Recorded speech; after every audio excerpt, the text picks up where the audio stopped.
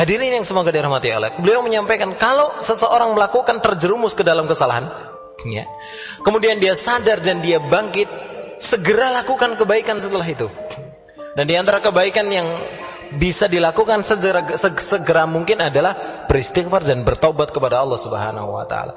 Kenapa? Kata beliau, kalau seandainya segera disusul dengan kebaikan, la'alat fawqa sayyiati hatta taqharahunna, maka kebaikan itu akan mengungguli keburukan yang dia lakukan.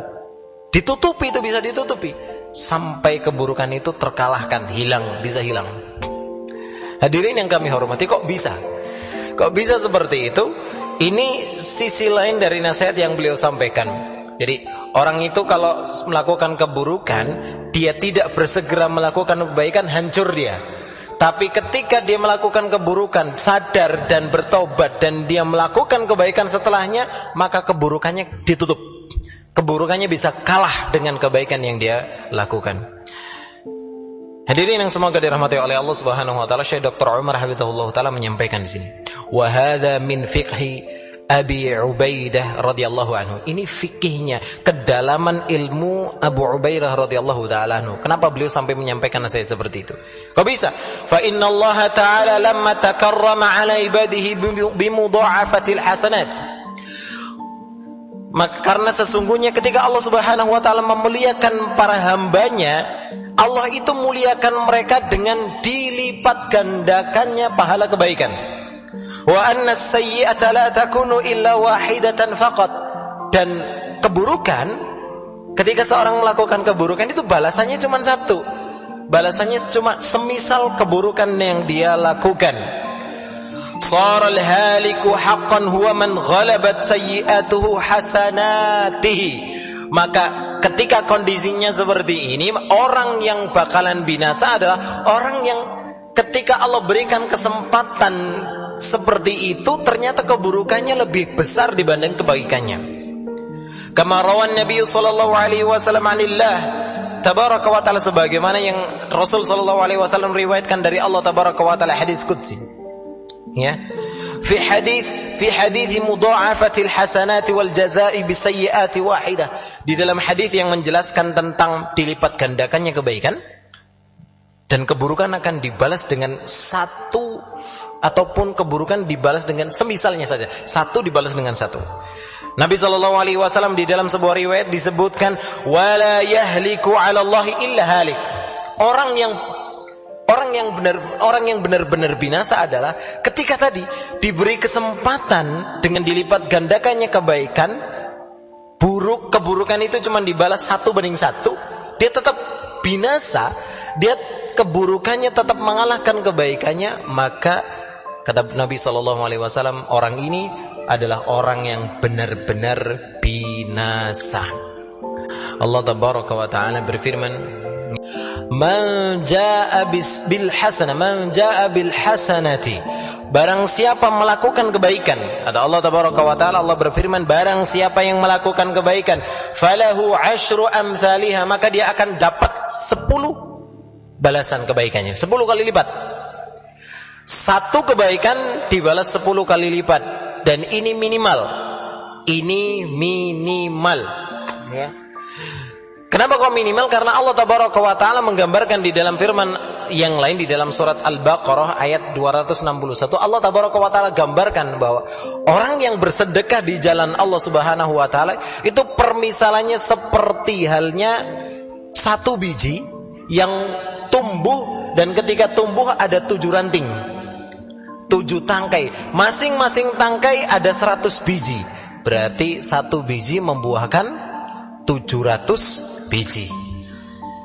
Hadirin yang kami hormati, ini gambaran kebaikan yang Allah akan lipat gandakan. Jadi minimal 10, bisa sampai 700 kali lipat, atau bahkan bisa lebih dari 700 kali lipat, tergantung keikhlasannya. Semakin ikhlas, semakin banyak pahala yang akan ia dapatkan. Ini kalau melakukan kebaikan. Man jaa bil hasanah, barang siapa melakukan satu kebaikan, falahu 10 amsalihha, maka dia akan dapat 10 kebaikan. Wa man jaa bis sayyi'ah, dan barang siapa yang melakukan satu keburukan, fala yujza illa mithlaha, wa hum la yudhlamun.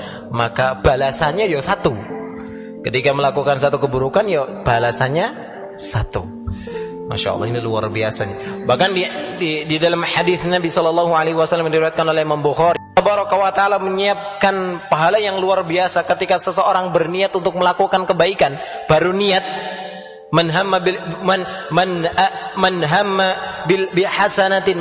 bihasanatin, barang siapa yang berniat untuk melakukan kebaikan falam ya'malha, dan dia enggak jadi melakukannya, maka ditulis satu kebaikan. Kalau jadi melakukannya, ditulis 10 kebaikan. Dan barang siapa yang berniat untuk melakukan keburukan, baru niat melakukan keburukan, tidak jadi melakukan keburukan, ditulis satu kebaikan. Kalau jadi melakukan keburukan, ditulis satu keburukan. Indahnya rahmat Allah Subhanahu wa ta'ala yang Allah siapkan untuk para hambanya.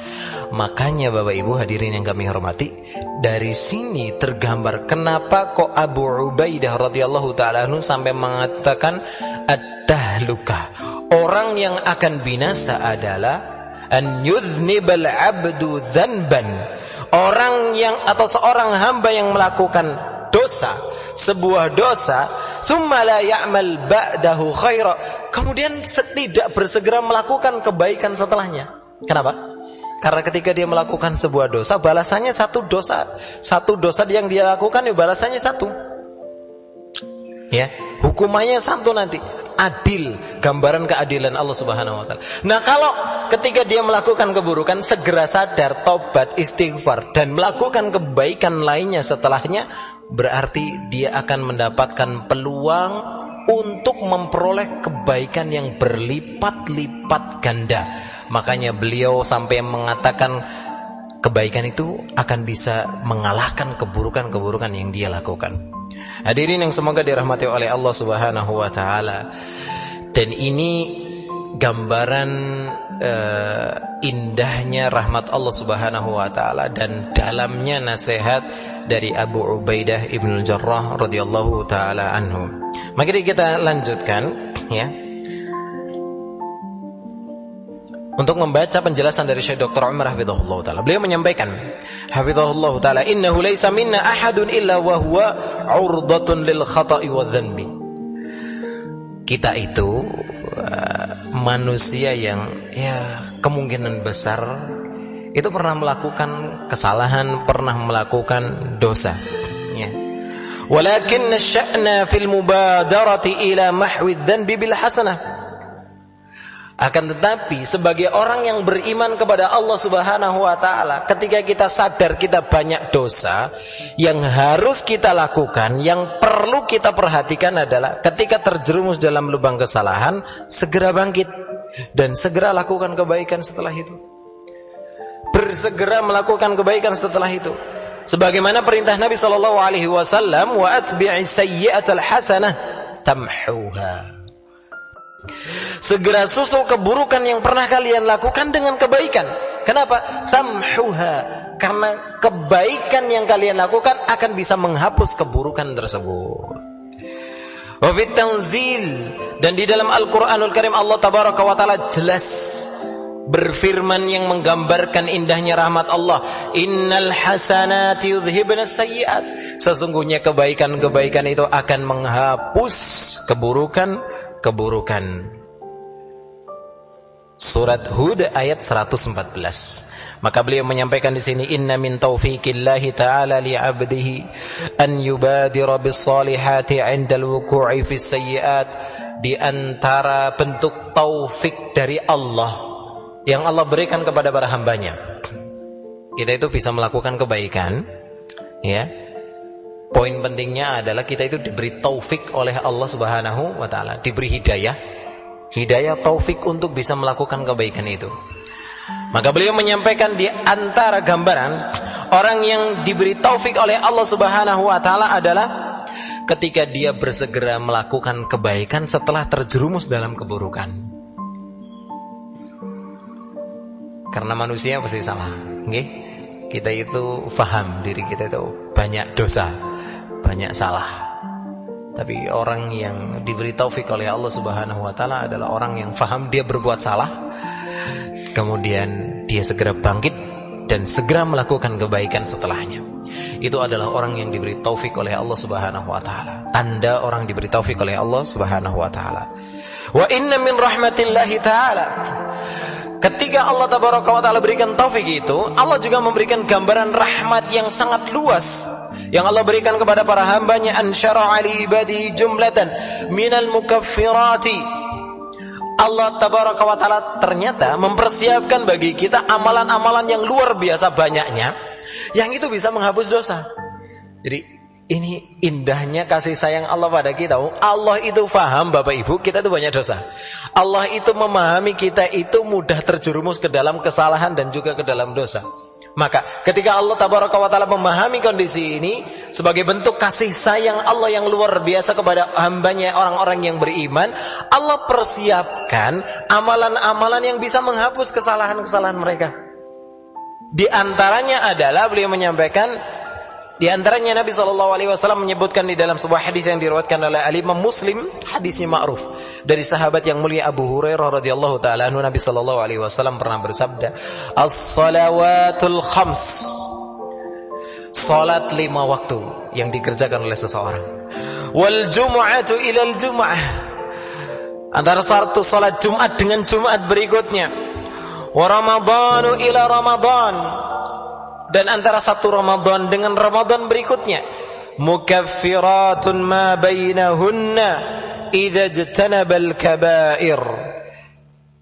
Di antara dua ibadah itu, atau di antara ibadah-ibadah yang dilakukan itu, antara salat 5 waktu, antara subuh dengan zuhur, zuhur dengan asar, asar dengan maghrib, maghrib dengan isya, isya dengan subuh, atau antara ibadah Jumat dengan ibadah yang lainnya, Ramadan dengan Ramadan berikutnya, kata Nabi SAW, itu penghapus dosa. Itu bisa jadi penghapus dosa para hambanya. Makanya Bapak Ibu hadirin jamaah sekalian yang kami hormati, coba kita gabungkan sejenak nasihatnya yang disampaikan oleh Syekh Dr. Umar hafizahullah ta'ala.